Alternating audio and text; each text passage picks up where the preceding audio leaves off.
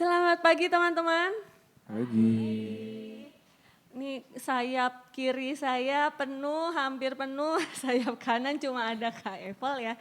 Ntar mungkin bisa diarahkan untuk mengisi kekosongan ini ya. Mengucap syukur buat hari ini kita bisa sama-sama berkumpul lagi buat sama-sama ibadah onsite lagi ya.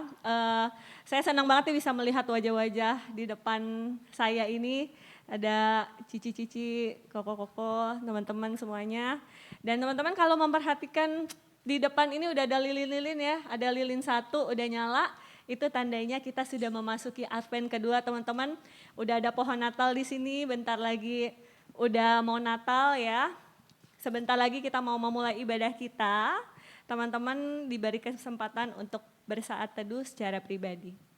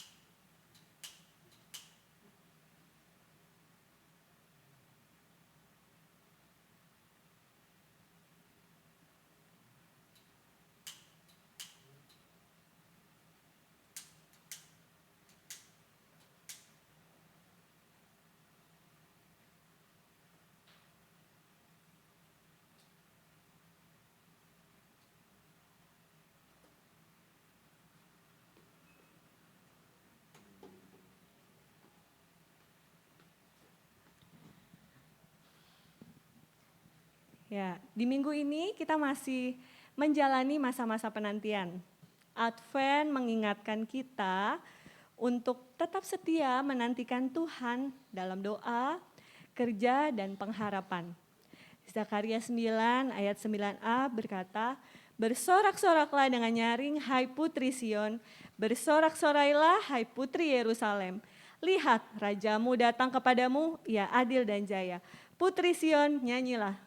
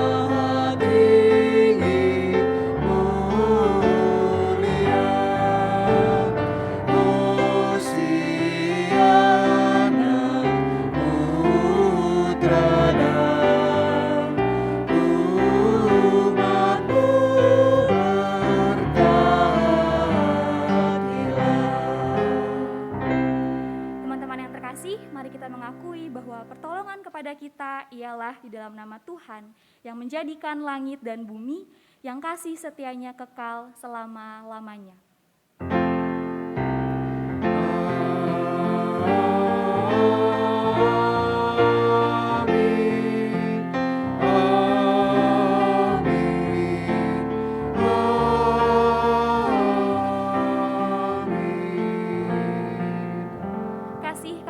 dan damai sejahtera dari Allah menyertai saudara. Dan menyertai saudara juga.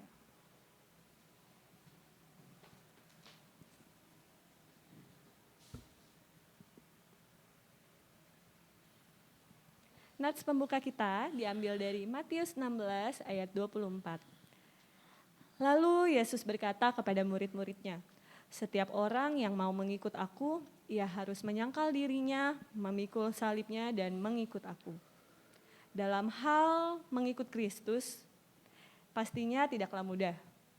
Begitu banyak tantangan di depan. Ketika kita mengikut Dia, kita harus menyangkal diri dan memikul salib. Namun, marilah kita tetap ikut Tuhan Yesus kemanapun juga, karena Ia juru selamat kita. Ku mau berjalan dengan juru selamatku. Ku mau berjalan dengan juru selamatku, di lembah berbunga dan berair sejuk. Ya kemana juga aku mau mengikutnya, sampai aku tiba di negeri bahagia. Ikut, ikut, ikut Tuhan Yesus. Ku tetap mendengar dan mengikutnya. Ikut, ikut, ikut Tuhan Yesus. Ya kemana juga ku mengikutnya.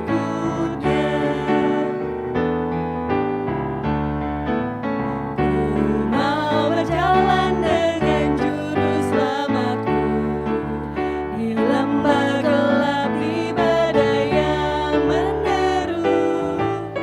Aku takkan takuti bahaya apapun, bila ku dibimbing tangan Tuhan. Bersama-sama. Ikut, Ikut, ikut Tuhan Yesus.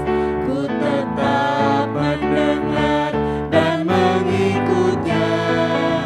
Ikut, ikut, ikut Tuhan Yesus. Ya kemana juga ku mengikutnya.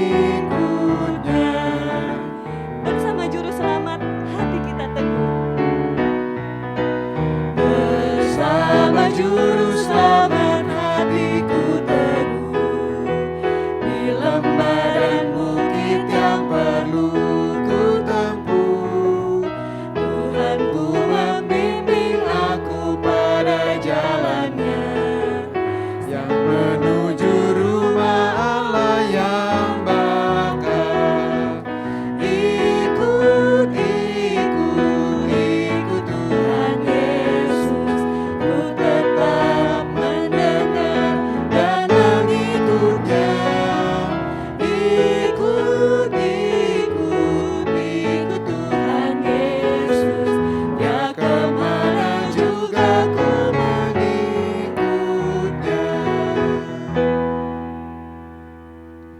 Teman-teman dipersilakan duduk.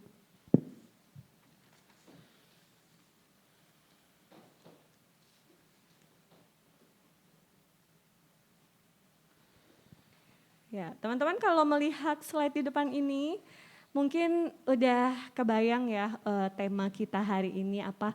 Itu ada 3 orang dengan pakaian Timur Tengahnya gitu ya. Kalau teman-teman tadi memperhatikan slide paling depan pun ada orang-orang Majus ya. Tema kita hari ini menjadi orang Majus masa kini. Ya, menurut teman-teman seperti apa sih orang Majus masa kini? Mungkin ada yang mikir orang Majus ya mungkin yang bisa menerawang gitu ya. Atau apa sih sebenarnya hal-hal yang bisa kita ambil, hal-hal positif apa sih dari orang Majus itu yang sebenarnya bisa kita teladanin gitu ya. Nanti akan kita dengarkan dari Hani. Tapi setiap tahunnya pastinya kita sudah mendengar cerita tentang orang Majus ini ya teman-teman. Ada 3 orang Majus dari timur mau bertemu dengan Yesus ya. Dan seperti yang kita tahu, orang-orang Majus ini mempersembahkan emas, kemenyan, dan mur ya, yaitu barang-barang yang berharga pada masa itu. Para Majusi mempersembahkan yang terbaik dari yang mereka punya bagi Sang Mesias. Namun jika berkaca ya pada diri kita sendiri, apakah kita sudah memberikan yang terbaik bagi Tuhan kita? Contoh kecil nih ya, sudahkah kita memberikan waktu terbaik kita untuk berdoa, untuk bersaat teduh, untuk bersekutu dengan Tuhan kita? Atau ya malah waktu sisa kita nih yang kita kasih, ya kalau sempat ya doa, malam kalau nggak capek ya doa, kalau sempat ya saat teduh sih, kalau ada waktu ya kadang-kadang praise and worship sih sendiri, tapi ya kalau ada waktu, kalau sempet, kalau senggang.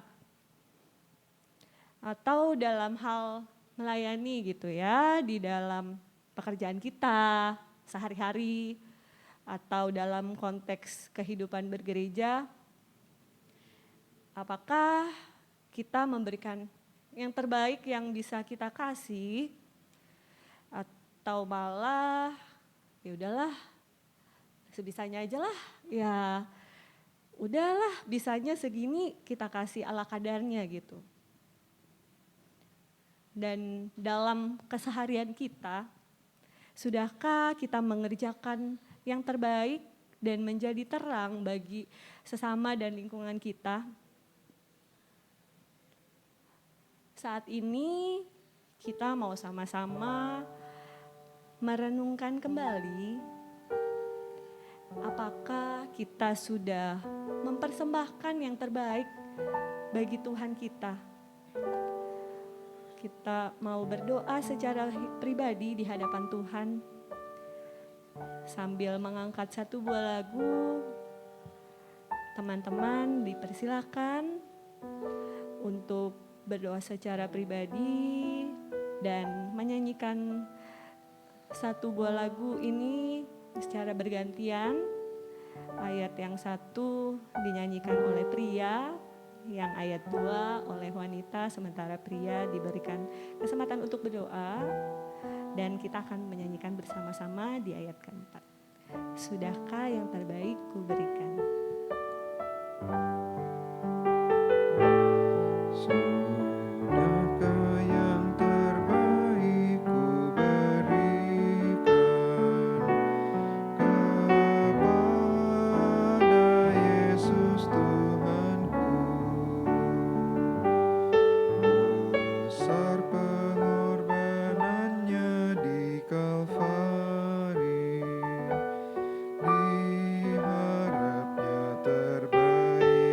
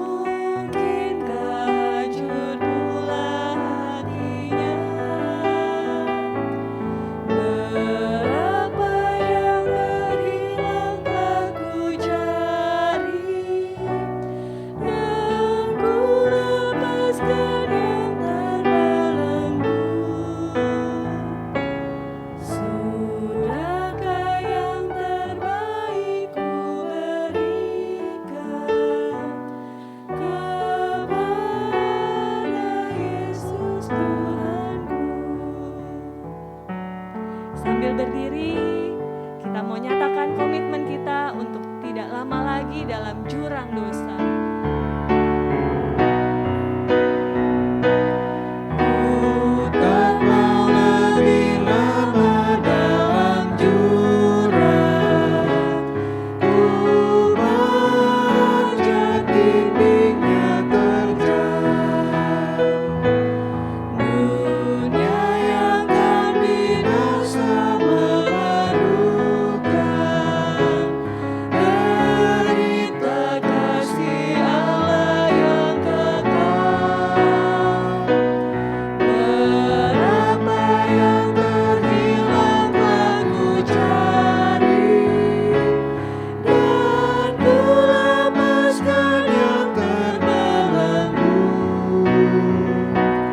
Sudahkah yang terbaik ku berikan kepada Yesus Tuhanku.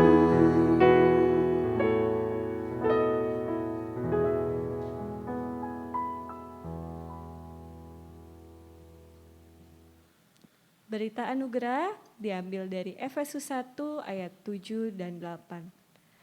Sebab di dalam Dia dan oleh darahnya kita beroleh penebusan, yaitu pengampunan dosa, menurut kekayaan kasih karunia-Nya, yang dilimpahkannya kepada kita dalam segala hikmat dan pengertian.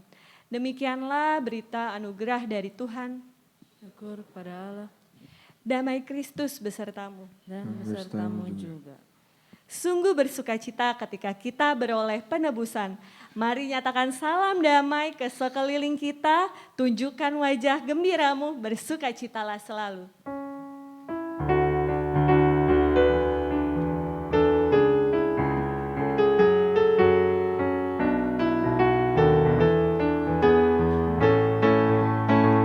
Bersukacitalah selalu, tunjukkan wajah gembiramu. Lihat teman di kanan kiri dan di sekitarmu, berikan salam damai, karena kasih karunia serta pengampunannya diberi. Hiduplah dalam damai, seorang dengan yang lain, itu kehendak Tuhan bagimu. Bersukacitalah selalu, tunjukkan wajah gembiramu. Lihat teman di kanan kiri dan di sekitarmu, berikan salam damai, karena kasih karunia serta pengampunannya diberi. Hiduplah dalam damai, seorang dengan yang lain, itu kehendak Tuhan bagimu.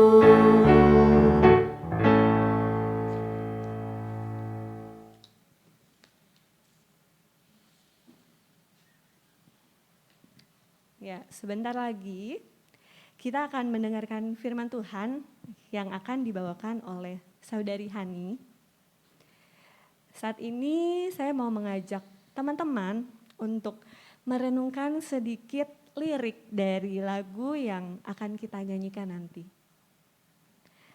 Ketika kita datang kepada Tuhan, mungkin seringkali kita datang dengan sejuta keluhan.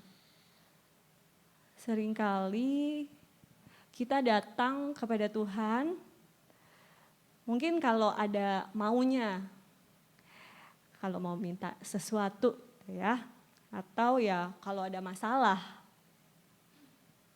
Dan mungkin juga kita datang ke tempat ini dengan masalah-masalah pribadi kita yang kita bawa dari rumah gitu ya.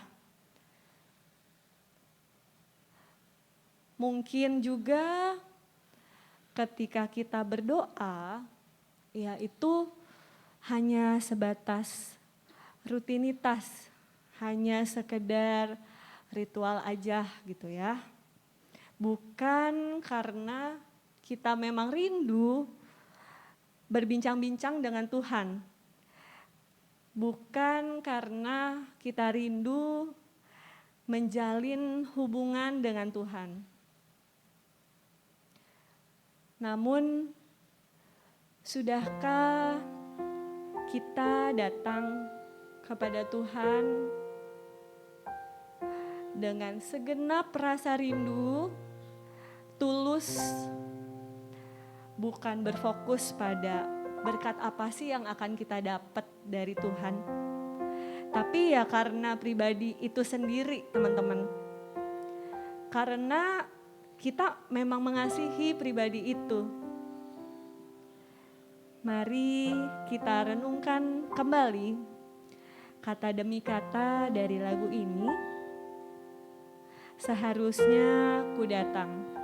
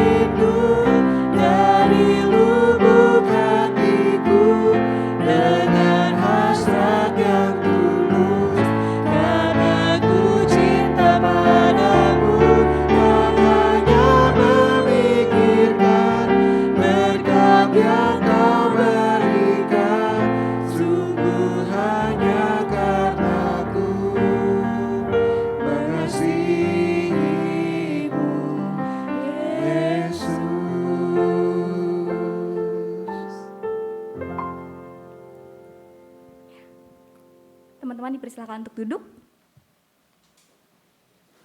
Mari kita bersatu di dalam doa. Ya Allah, kami mengucap syukur untuk setiap hal yang boleh kami miliki. Kami bersyukur untuk hari ini, berterima kasih kalau kami bisa tiba di pagi ini untuk kembali menjalankan kehidupan kami. Sebentar ya Allah, kami akan membaca, merenungkan, dan juga belajar untuk bagaimana pada akhirnya menjalankan firman Tuhan. Di dalam nama-Mu kami menyerahkan hati dan telinga kami, hadirlah bersama-sama dengan kami di tempat ini. Amin. Teman-teman yang terkasih, pembacaan firman kita hari ini diambil dari Matius 2 ayat 1 sampai 12. Matius 2 ayat 1 sampai 12. Orang-orang Majus dari timur.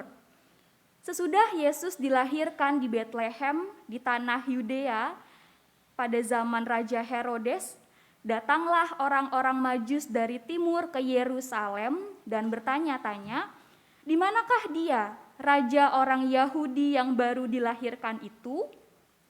Kami telah melihat bintangnya di timur dan kami datang untuk menyembah dia." Ketika Raja Herodes mendengar hal itu, terkejutlah ia beserta seluruh Yerusalem.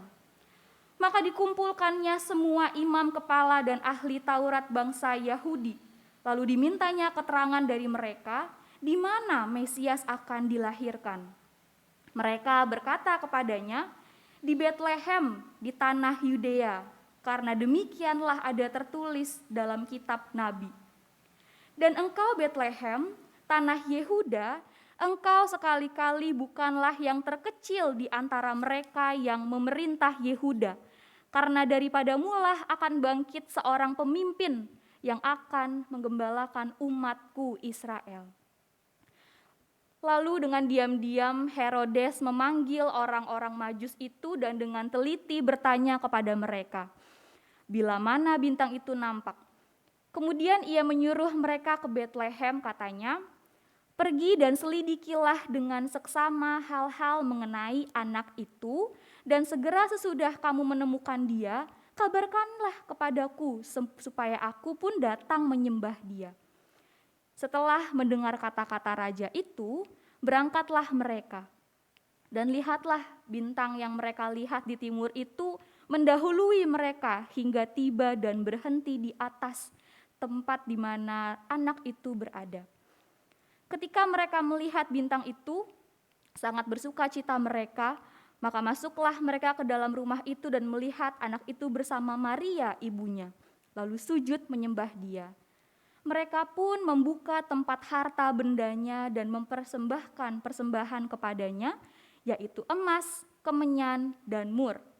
Dan karena diperingatkan dalam mimpi supaya jangan kembali pada Herodes, maka pulanglah mereka ke negerinya melalui jalan lain. Demikianlah pembacaan firman Tuhan. Berbahagialah kita yang tidak sekedar membaca dan mendengarkan, tapi juga melakukannya di dalam keseharian. Maranatha.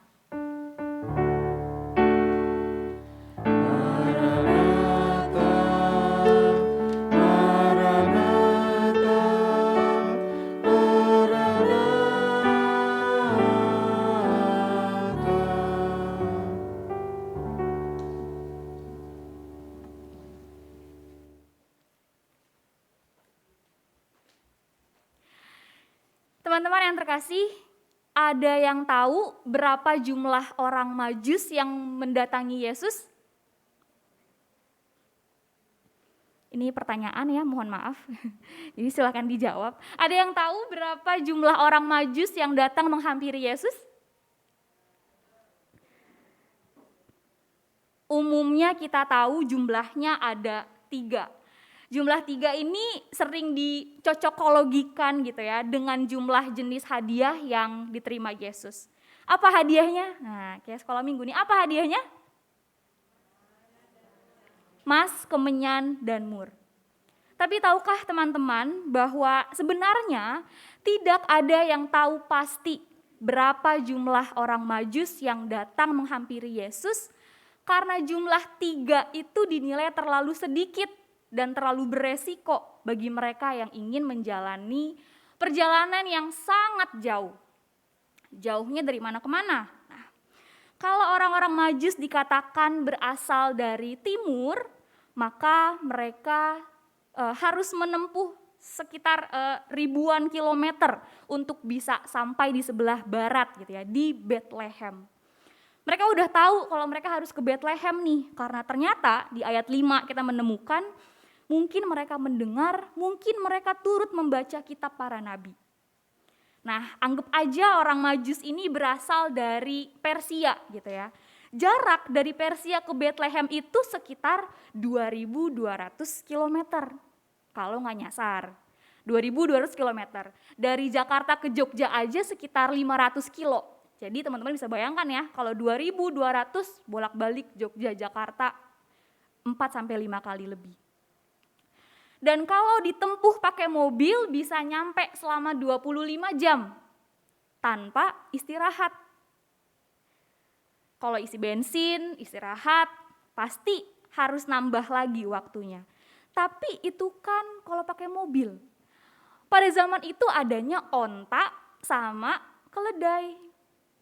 Kalau kita menunggangi hewan, tentu kita harus berperi kehewanan gitu ya, berperi kebinatangan. Kita juga harus memberi mereka waktu untuk istirahat, untuk makan, untuk tidur mungkin kalau mereka kelelahan. Jadi jarak yang ditempuh dan waktu yang dibutuhkan oleh orang Majus untuk bisa sampai ke Bethlehem itu bukanlah jarak yang sedikit dan waktu yang singkat. Mereka bisa menempuh perjalanan selama berbulan-bulan. Di banyak tafsiran dikatakan mungkin sekitar 4 sampai 5 bulan. Makanya jumlah 3 itu dinilai terlalu sedikit karena perjalanan itu terlalu jauh dan terlalu banyak resiko yang bisa mereka terima. Kita tentu ingat ya kisah tentang orang Samaria yang baik hati, yang menolong orang Yahudi yang dirampok dan hampir mati waktu itu di tengah jalan dari Yerusalem ke Yeriko. Nah, itu adalah salah satu contoh bahwa dalam menempuh perjalanan pada waktu itu memang berbahaya. Kita bisa dirampok, kita bisa mungkin jadi korban kalau istilahnya sekarang begal gitu ya. Bahkan dipukulin habis-habisan seperti orang Yahudi itu yang ditolongin sama orang Samaria. Makanya jumlah orang Majus yang 3 itu dianggap terlalu sedikit. Kita nggak ada yang tahu berapa jumlah mereka, tapi intinya mereka bisa sampai ke hadapan Yesus. Teman-teman yang terkasih, dari kisah ini kita belajar bahwa ternyata orang Majus itu mengorbankan begitu banyak hal untuk bisa sampai kepada Yesus. Mereka menempuh perjalanan berbulan-bulan, bahkan setelah tiba pun mereka masih bisa gitu ya mempersembahkan hadiah untuk bayi Yesus, yaitu emas, kemenyan, dan juga mur. Biasanya atau mungkin sedari kecil, sedari remaja, kita menganggap bahwa emas, kemenyan, dan mur itu adalah hadiah terbaik yang mereka berikan kepada Yesus. Tapi kalau kita lihat kembali bagaimana perjalanan mereka, bagaimana upaya mereka untuk bisa sampai di Bethlehem, maka menurutku adil kalau dikatakan sebenarnya hadiah terbaik dan terindah yang diberikan oleh orang Majus kepada Yesus adalah diri mereka sendiri. Mereka bertemu Yesus tidak hanya mengorbankan atau tidak hanya mengambil resiko bagi binatang peliharaan mereka, tapi pertama-tama mereka mempertaruhkan nyawa mereka sendiri untuk bisa bertemu dengan Yesus. Mereka berjuang begitu keras untuk tiba di hadapan Yesus yang pada saat itu mereka yakini sebagai Mesias gitu ya. Aku kasih tanda kutip karena nanti kita akan menemukan bahwa pengertian Mesias pada waktu itu dan apa yang diyakini oleh kita saat ini oleh umat Kristiani itu berbeda. Pada waktu itu orang Majus meyakini bahwa Yesus ini adalah kirimannya Allah Israel untuk pada akhirnya menjadi seorang raja politik gitu ya, raja di sebuah negeri, bangsa Israel, dan pada akhirnya bisa membebaskan mereka dari jajahan orang Romawi, aka kerajaan Herodes pada waktu itu. Orang Majus percaya bahwa Allah akan mengirimkan seseorang untuk memerintah bangsa Israel agar apa? Agar kembali berdikdaya seperti pada zaman Daud waktu itu. Jadi gambaran orang Majus yang ada pada saat itu ketika mereka ingin menemui Yesus bukan seperti kita gitu ya. Kita ingin bertemu dengan Yesus karena ia adalah sosok juru selamat yang menyelamatkan dosa, membebaskan kita dari kungkungan maut. Bukan itu gitu ya. Gambarannya berbeda. Orang Majus bisa bertemu dengan fisik Yesus, tapi kita gak bisa. Perjalanan kita selama 4-5 bulan tentu gak akan membawa kita kembali ke waktu itu. Gak akan membuat kita bisa melihat bagaimana rupa Yesus ketika bayi, bahkan mungkin sebelum ia disalib. Kita memang tidak akan berjumpa dengan fisik Yesus, tapi setidaknya kita masih memiliki satu hal yang Yesus perjuangkan dari ia lahir sampai kematiannya, yaitu hidup ini. Teman-teman, bukankah kelahiran Yesus itu menjadi salah satu tanda bahwa Allah itu mencintai dunia ini? Ia ingin agar kita bisa memiliki dan menjalani hidup yang lebih berkualitas.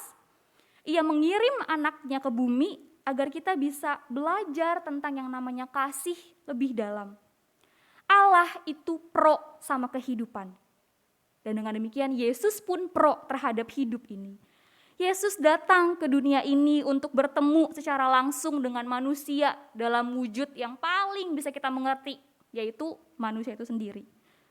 Untuk itu teman-teman, ketika kita juga ingin mencari dan menemukan Yesus di dalam masa-masa Advent ini, maka seharusnya itu terwujud dalam bagaimana kita memperlakukan kehidupan ini. Hal yang diperjuangkan oleh Allah dan juga oleh Yesus.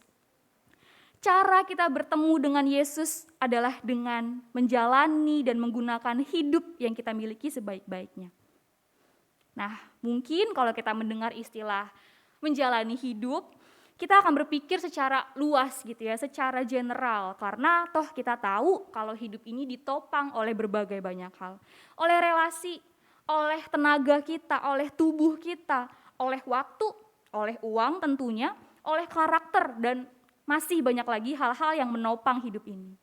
Hari demi hari bahkan mungkin semakin dewasa gitu ya, kita sadar bahwa kita harus semakin berupaya nih untuk melatih diri lebih baik untuk bisa mengelola semua yang kita miliki.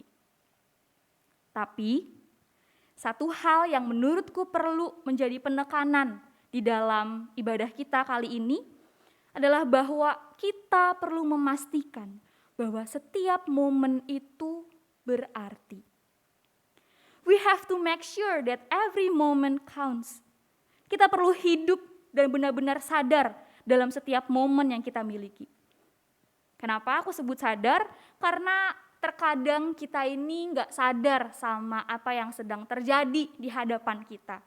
Kadang kita juga nggak sadar sama apa yang kita lakukan terhadapnya gitu ya. Mungkin kita berpikir, waduh tiba-tiba udah umur segini aja gitu ya. Udah ngapain aja ya dari dulu sampai sekarang. Kok kayaknya ngeblank gitu, kayaknya lupa kemarin-kemarin tuh ngapain aja. Atau tiba-tiba, waduh udah jam segini aja nih gitu ya, udah tengah malam, udah mau begadang gitu. Ngapain aja ya seharian ini, perasaan tugas banyak tapi kok gak selesai-selesai. Kita semakin kesini kita merasa bahwa kayaknya kita butuh 25 jam, 26 jam deh boleh gitu ya dalam sehari. Karena kita merasa 24 jam tuh gak cukup lagi untuk setiap hal yang kita lakukan. Nah, jangan-jangan itu adalah salah satu tanda bahwa dalam melakukan aktivitas sehari-hari kita sering gak sadar dan jadinya kita kurang maksimal. Itu kan sebenarnya berbahaya ya untuk kita karena seakan kita antara hidup tapi gak hidup. Kita gak sadar dan karena kita tidak benar-benar berada di saat ini. Mungkin kita sibuk mikirin kerjaan atau mungkin permasalahan yang ada di rumah sampai-sampai kalau kita pergi ke gereja itu cuma tubuhnya aja. Pikirannya entah pergi kemana, melayang-layang gitu ya, aku melayang gitu. Gak mau dilanjutin karena saya tahu suara saya pas-pasan. Mungkin gitu ya, poinnya mungkin badan kita aja yang ada di gereja ini tapi pikiran dan hatinya enggak. Atau mungkin sebaliknya, mungkin ada permasalahan di gereja yang membebani kita, sampai-sampai kalau kita pulang ke rumah, kita akhirnya jadi gak bisa menikmati waktu bersama-sama dengan keluarga kita. Atau mungkin kita sibuk dan terjebak memikirkan masa lalu. Atau mungkin kita terlalu sibuk merancang dan memikirkan masa depan. Kita lupa bahwa sesedih apapun masa lalu yang kita miliki, atau mungkin semengkhawatirkan apapun kehidupan kita di masa depan, sebenarnya yang kita punya adalah saat ini. Saat dimana kita masih bisa bernafas, saat dimana kita masih memiliki tubuh yang berfungsi dengan baik, saat dimana kita masih bisa melakukan aktivitas kita. Cara kita bertemu dengan Yesus adalah dengan sehadir-hadirnya di saat ini. Dan di sini, karena kekuatan yang kita miliki adalah saat ini. Bukan di masa lalu, bukan di masa depan, tapi saat ini. Kalau kita lagi belajar, ya mari kita belajar habis-habisan gitu ya, kita belajar dengan serius. Kalau kita lagi kerja, monggo kita kerja dengan sebaik-baiknya. Kalau kita lagi makan, mari kita menyantap makanan itu dengan sadar apa yang masuk ke tubuh kita, apa yang tidak. Kalau kita lagi menghabiskan waktu dengan teman, kita lagi ngobrol dengan dia, maka hadirlah dalam percakapan itu. Jangan pura-pura mendengar, terus kita merespon dengan respon yang sungguh formalitas dan general. Jangan sampai semuanya kecampur aduk. Bahkan kalau kita lagi istirahat pun, maka istirahatlah dalam damai. Kenapa seringkali kita menyebut orang istirahat dalam damai itu orang-orang yang sudah meninggal. Padahal yang berhak memperoleh istirahat dalam damai itu juga adalah kita yang masih hidup saat ini. Jangan sampai semuanya kecampur aduk. Kalau lagi sama keluarga yang dipikirin kerjaan kantor, kalau lagi di kantor nggak konsen karena merasa bersalah, aduh kemarin nggak menghabiskan waktu dengan baik sama keluarga. Lagi tidur mikirinnya tugas, tapi kalau lagi nugas mikirinnya kasur. Nah, seperti ini gitu ya, ibarat antara hidup tapi kok kayak nggak jelas kehidupannya. Bukan berarti teman-teman kita nggak boleh memikirkan hidup ini atau kita nggak boleh berencana gitu ya, bukan. Tapi jangan sampai kita lebih banyak hidup dalam pikiran dan imajinasi kita ketimbang kita hidup di momen yang kita miliki saat ini. Jangan sampai kita membuang waktu yang kita miliki untuk sesuatu yang belum terjadi atau bahkan sudah terjadi. Dan justru kita malah menyia-nyiakan segala sesuatu yang sedang terjadi saat ini. Mungkin kita bisa menolong diri kita dengan menyadari bahwa terkadang hidup ini bukan tentang seberapa tinggi kita meraih sesuatu atau tentang seberapa banyak kita memperoleh sesuatu. Tapi tentang seberapa baik kita berusaha dan tentang seberapa sadar kita dalam menjalani hari-hari kita. Karena ketika Allah mengirim anaknya ke dunia, ketika Yesus diizinkan lahir, itu pun Allah lakukan dengan kesadarannya. Nah, teman-teman yang terkasih, sekarang izinkan aku bertanya. Harus dijawab ya, bahkan yang orang yang mau jawab nanti mesti maju. Siapa di sini yang berani membagikan pengalamannya, hal tergila apa yang pernah ia lakukan saat PDKT? Cewek, cowok, bebas. Mungkin biar adil porsinya sama ya, kalau ada satu cewek, satu cowok, dua cewek, dua cowok. Hal tergila apa yang pernah kita lakukan ketika masih PDKT? Ada yang berani? Kalau aku di sekolah minggu sih, biasanya aku harus keluarin beng-beng supaya mereka berebutan. Ci mau maju demi beng-beng gitu ya. Ini gak ada apa-apa sih, tapi kan harus maju gitu ya. Siapa yang berani membagikan pengalamannya?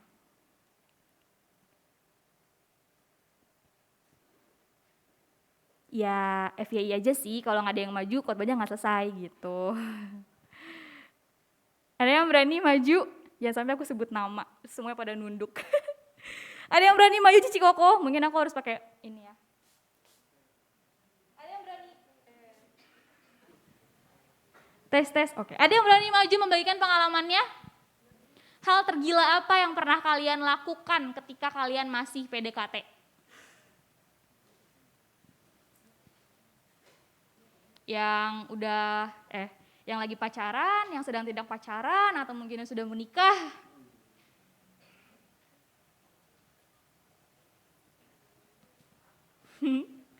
Sebut nama nih ya.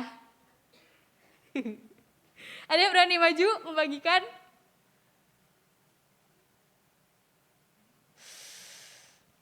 Mohon maaf kok Randy, karena aku baru nikah ya. Ayo kok support. Silakan maju kok Randy. Ah, ceweknya belum nih. Ayo kok maju.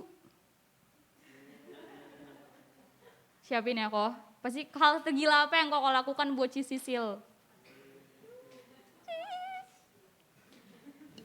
Apa ya? Mandiri. Iya. Belum aku suruh ngomong belum. Tunggu. Oh ya udah. Duduk lagi ya. Ya jangan. Tuh yang cewek.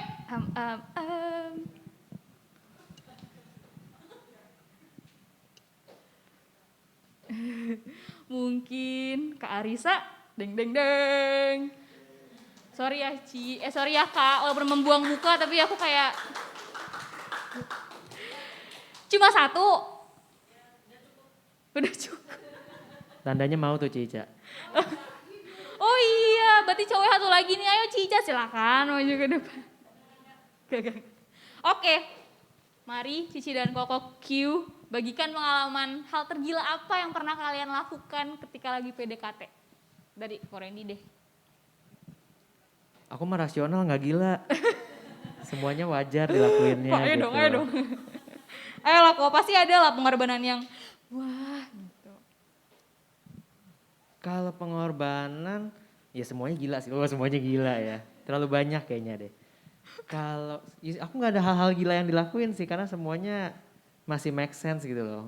Bukan tipe yang apa ya bucin sampai di luar nalar gitu sih. Kalau yang effortnya gede gitu, misalnya apa surprisein kayak apa gitu dengan cara yang Kalau surprisein, oh effort ada. Pernah waktu itu tuh apa namanya aku kan anaknya bukan agak orangnya anti mainstream lah ya nggak mau kasih yang biasa-biasa gitu. Waktu ulang tahun sempet aku bikinin kartu remi tahu kan ya kartu remi ada berapa kartu? Nah, aku yang balik nanya nih kartu remi ada berapa kartu? kok 57? Ketahuan nih berarti emang bukan tipe pendeta yang main-main kartu nih. 52 gitu. Sih cuma gak ngitung. 52 kartu gitu ya. Aku waktu itu beli kartu yang emang kan Sisil kan suka warna pink ya semuanya juga tahu lah ya. Iya jadi beli kartu remi warna pink terus aku beli ring terus aku kartunya itu aku cekrekin satu-satu biar dipakein ring terus di tiap kartunya itu jadi kartunya itu semacam remi yang belakangnya kayak ada kartu tarot gitu loh. Jadi ada lambang-lambangnya, terus di tiap lambang itu aku kasih foto yang sesuai sama lambang itu. Ya pokoknya di mix and match, pokoknya ada 52 kartu lah. Dibikin satu deck, terus di apa sih namanya, dicekrek buat yang kalau bon-bon gitu loh. Terus aku ring, aku kasih. Itu bikinnya lumayan sih, sebulan lebih dari 2 bulan kayaknya itu nyuruh-nyuruh waktu di kantor. Sampai sekarang masih, jadi itu kartunya kalau udah diapain kok? Nggak tahu kan aku kasih dia. Nanti kamu mesti tanya dia berarti. Jadi aku sampai sekarang gak tahu kartunya diapain. Lah kan buat dilihat dong satu-satu dilihat-lihat per lembar gitu loh. Oke, kalau gitu. Effort sih ya, oke. Thank you Kak Randy. Sekarang Kak Arisa. Boleh deh. Sip. Reci. Wah, kalau aku sih mungkin kalau nggak PDKT nggak apa-apa kali ya. Mungkin ke sahabat kali ya. Aku pernah buat effort buat tahu nggak sih burung origami kertas itu. Nah itu aku buat 1000. Jadi dilipat-lipat. Karena kan katanya bisa buat 1 wishes gitu ya. Jadi aku buat itu buat sahabat aku dan ya dijadiin kado hadiah ulang tahun. Wow, sampai sekarang masih ada nggak? Masih. Wow, tepuk tangan buat Kak Arisa. Satu lagi deh, satu pasang lagi deh. Terus Kak Semi langsung kayak, siapa nih? Gak kenal. Mungkin, sorry banget, aku gak tahu namanya. Kok Eiffel bukan sih? Oh bener ya? Maju dong kok boleh. Satu lagi. Lucu loh kalau ngeliat muka Ci Gracia kayak jangan pilih aku. Mungkin aku udah lama banget sih tapi gak ngobrol sama Ci Trudy. Wah ya Ci. Kayak Ci kayak kalem-kalem gitu kan.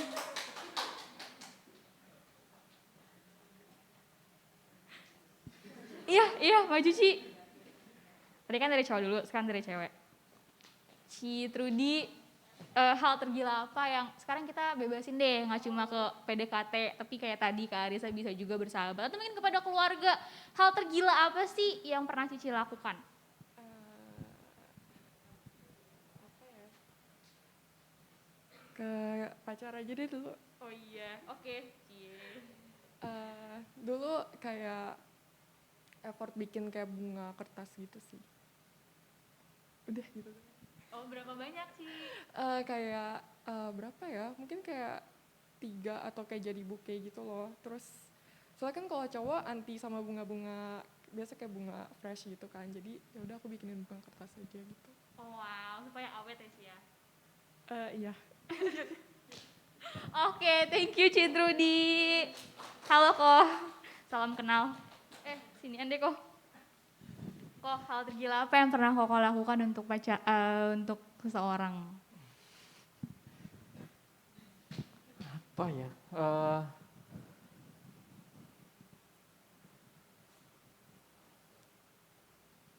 Sebenarnya sih semua biasa-biasa aja sih sebenarnya ya. Silakan dilanjutkan. Ini sih pernah untuk apa? Buat kayak tim lah. Nah, tim ini ya karena kita udah deket banget sama mereka kan. Nah, itu aku pernah ngebuatin apa? Karakter-karakter yang mereka suka. Nah, itu apa? Dibuat kayak gantungan kunci, tapi itu pakai apa? Pakai akrilik gitu deh. Nah, itu ya, tapi kalau yang akriliknya kan aku minta tolong ya. Tapi kalau yang eh, karakter-karakter itu, nah itu aku buat sendiri. Gitu sih. Itu ada 10. Jadi gantungan kunci. Iya, jadiin gantung kunci. Oke, thank you Kak Eiffel dan Citrudi. Lumayan gila.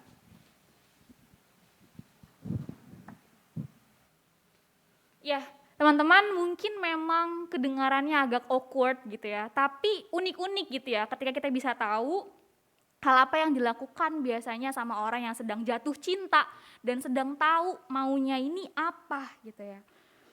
Ketika kita jatuh cinta dan kita tahu apa yang kita cari, kita mungkin akan mengerahkan segala upaya yang kita miliki. Dan gak jarang pengorbanan tersebut menjadi hal tergila yang pernah kita lakukan. Orang Majus pun melakukan hal tergila dengan mempertaruhkan nyawa mereka untuk bisa bertemu dengan bayi Yesus. Mengutus putranya ke dunia agar bisa bertemu dengan manusia mungkin juga adalah hal tergila yang pernah Allah lakukan bagi kita. Untuk itu, biarlah sikap kita yang mau hadir di setiap momen kehidupan dan totalitas dalam mengerjakan apapun boleh menjadi hadiah tergila yang kita berikan kepada bayi Yesus. Amin. Saat hening untuk kita semua.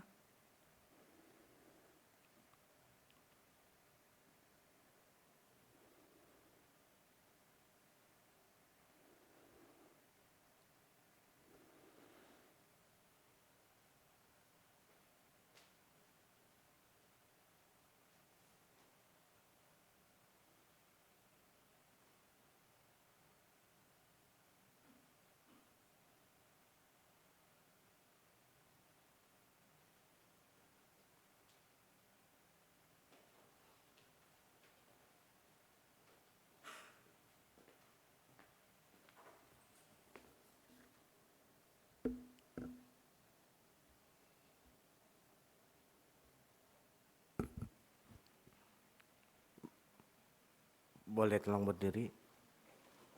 Bersama dengan gereja di segala abad dan tempat, marilah kita mengikrarkan pengakuan iman seturut dengan pengakuan iman rasuli yang berbunyi demikian. Aku percaya pada Allah, Bapa yang Maha Kuasa, Khalik langit dan bumi, dan kepada Yesus Kristus, anak yang tunggal Tuhan kita, yang dikandung dari Roh Kudus, lahir dari anak darah Maria, yang menderita sengsara di bawah pemerintahan Pontius Pilatus, disalibkan, mati dan dikuburkan, turun ke dalam kerajaan maut. Pada hari yang ketiga, bangkit pula dari antara orang mati, naik ke surga, duduk di sebelah kanan Allah, Bapa yang Maha Kuasa. Dan dari sana ia akan datang untuk menghakimi orang yang hidup dan yang mati. Aku percaya pada Roh Kudus, gereja yang kudus dan am, persekutuan orang kudus, pengampunan dosa, bangkitan orang mati, dan hidup yang kekal. Amin.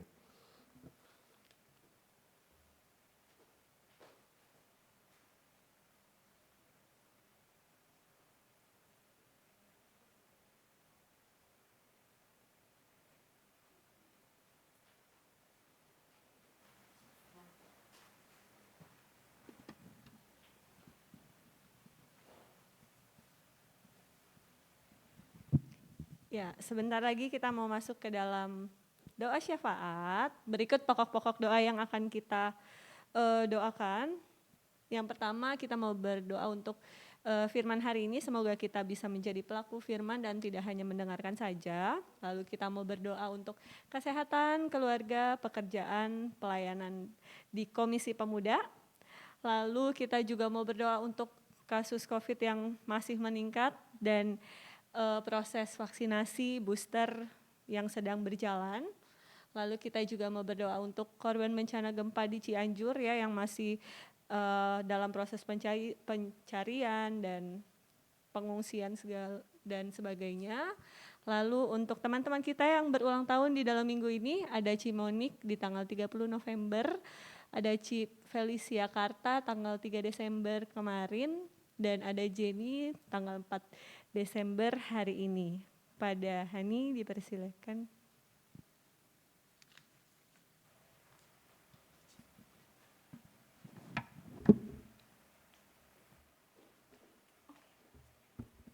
Ya, teman-teman, mari kita berdoa. Ya Allah, kembali kami menaikkan doa-doa kami. Saat ini kami ingin menaikkan doa-doa syafaat kami. Kami berdoa bagi diri kami sendiri agar kami bisa menjadi terus pelaku, bisa melakukan, berjuang melakukan firman Tuhan. Semakin dewasa kami sadar bahwa pada akhirnya bukan hanya tentang siapa yang banyak mendengar dan banyak membaca firman Tuhan, tapi pertama-tama adalah tentang siapa yang mau melakukannya. Ajar kami untuk bisa berhadapan dengan diri kami sendiri, bahkan mungkin jika diperlukan, kami harus keluar dari zona nyaman kami demi bisa melakukan kehendak-Mu. Kami berdoa ya Allah bagi kesehatan diri kami dan juga orang-orang yang ada di sekitar kami. Di masa pandemi yang belum berakhir, bahkan ketika kasus COVID kembali melonjak, kami berharap kami masih memiliki kekuatan di dalam diri kami untuk bisa melalui masa-masa ini. Kiranya kami memiliki kesadaran untuk menjaga kesehatan kami, karena dengan demikian kami turut menjaga kesehatan orang-orang yang ada di sekitar kami.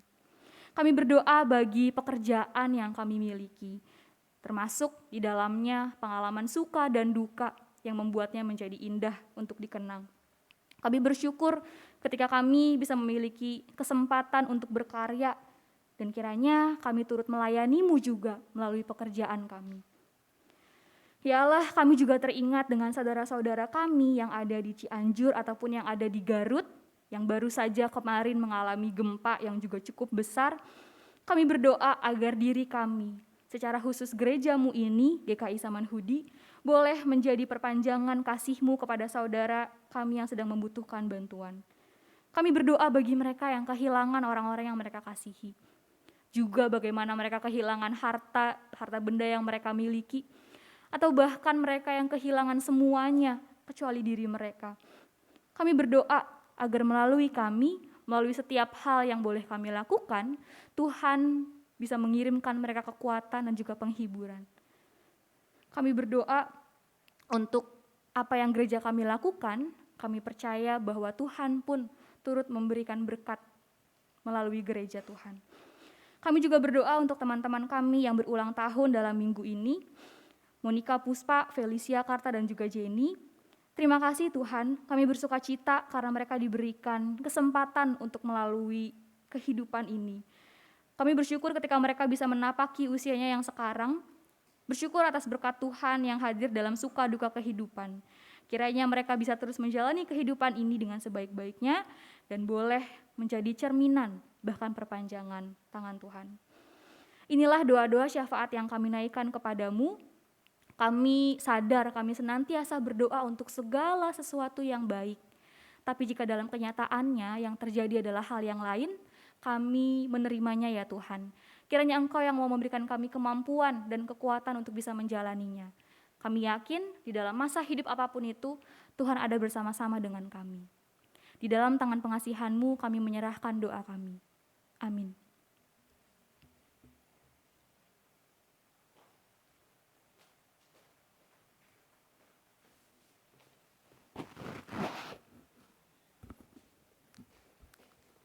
Marilah kita mengungkapkan rasa syukur kita dengan memberikan persembahan kepada Tuhan.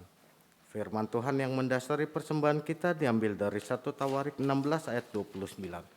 Berilah kepada Tuhan kemuliaan namanya, bawalah persembahan dan masuklah menghadap Dia. Sujudlah menyembah kepada Tuhan dengan berhiaskan kekudusan.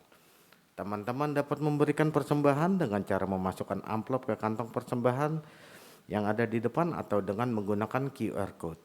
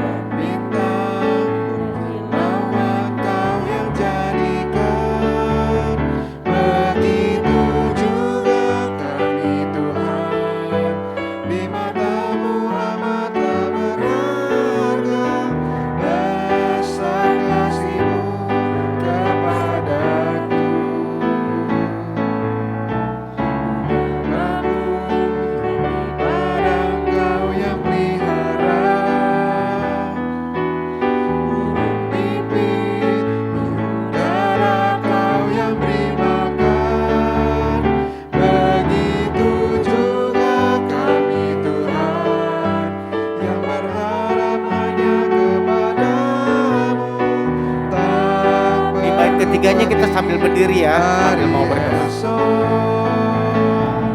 Ku bersyukur karena kasih setiamu selalu baru, seperti fajar merekah tiap janjimu, pelihara hidupku hari esok dan selamanya.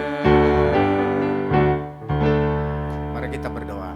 Bapak, terima kasih karena Engkau telah memberikan kami kesempatan untuk menyisikan sedikit dari berkat-berkat yang telah Kau berikan pada kami. Bapak, tolong berkati persembahan yang telah kami kumpulkan agar bisa dipakai untuk kemuliaan nama-Mu. Terima kasih. Amin.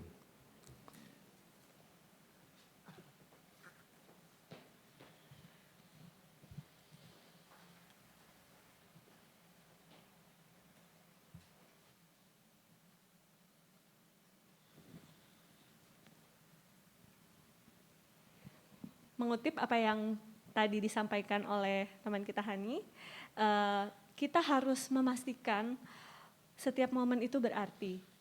Hidup itu bukan tentang seberapa tinggi pencapaian kita, tapi seberapa baik kita menjalani hidup kita. Orang Majus datang dengan segala resikonya untuk bertemu dengan Yesus. Mereka meninggalkan segala bentuk kenyamanan dan menyusuri jalan yang penuh tantangan untuk bertemu dengan Sang Mesias. Mengikut Kristus bukanlah perkara hal yang mudah. Sebagai orang Majus masa kini, mari nyatakan komitmen kita untuk ikut di Kau saja Tuhan.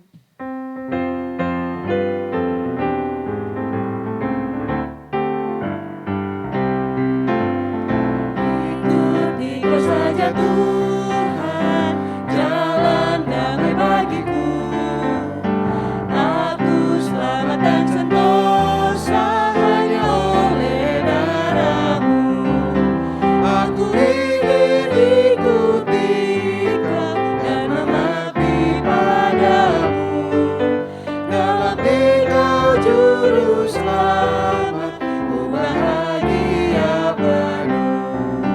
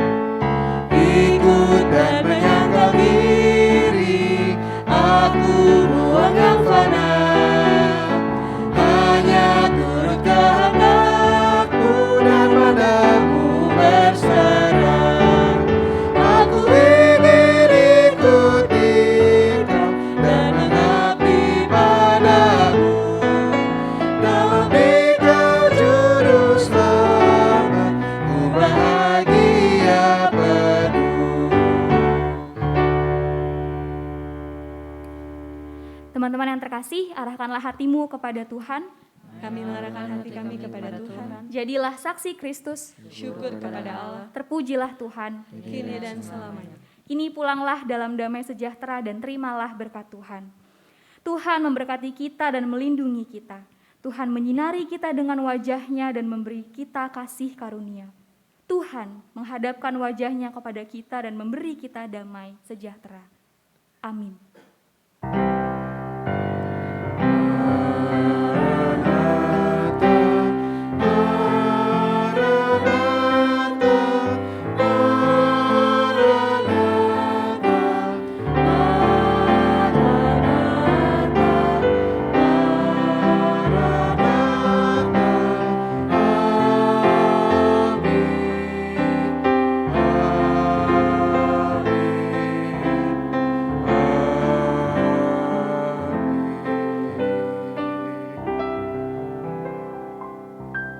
Teman-teman dipersilakan duduk dan bersaat teduh.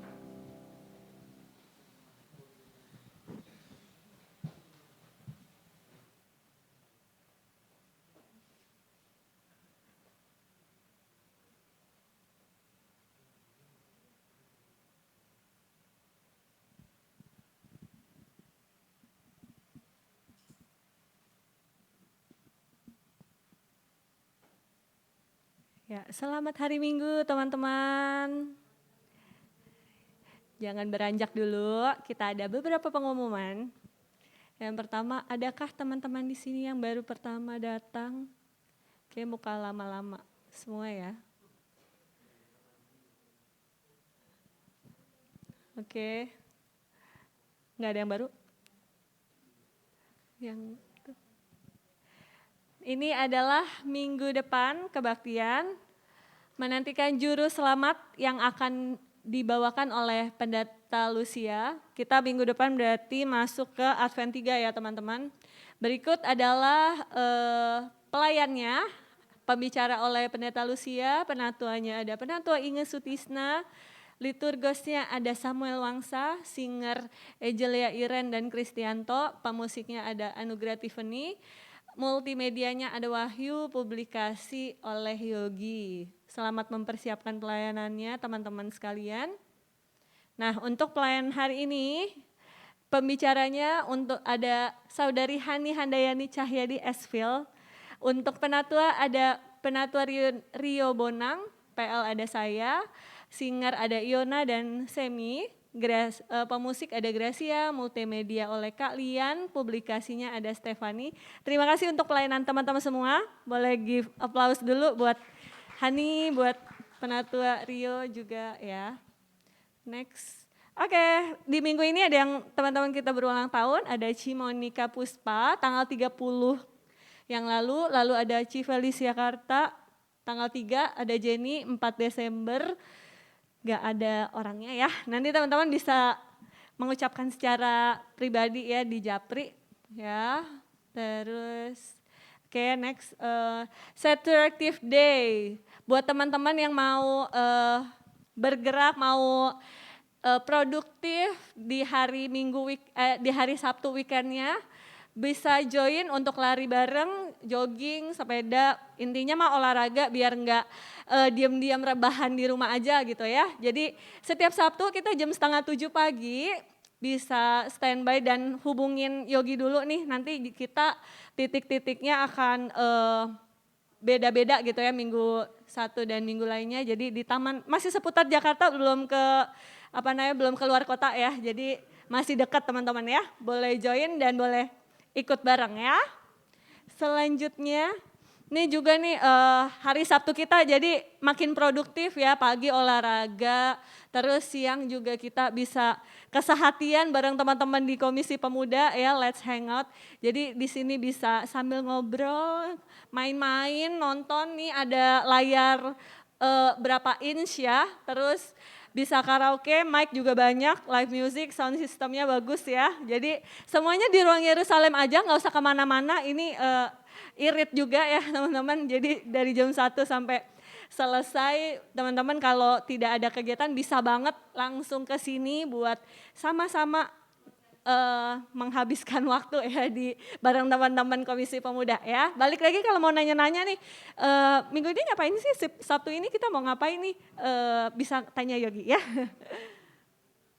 Oke, lalu untuk Gempa Cianjur, bagi teman-teman yang tergerak hatinya untuk berdonasi, memberikan bantuan ya, GKI masih membuka donasi, boleh catat rekeningnya juga di nomor sekian.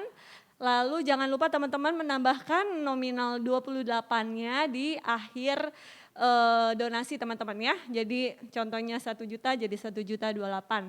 Oke, nextnya. Oke, terima kasih teman-teman semuanya. Happy Sunday.